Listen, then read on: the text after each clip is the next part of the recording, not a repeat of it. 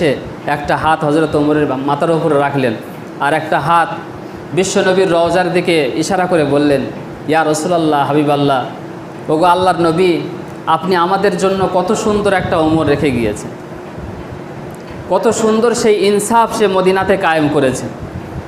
ওমর চাইলে আজকের একটা দুইটা না, বরং হাজারটা চাদর সে নিজের জন্য আত্মসাৎ করে রাখতে পারত, কিন্তু না, সে নিজের জন্য মাত্র একটা চাদর রেখে বাকি সব আমাদের মাঝে বন্টন করে দিয়েছে।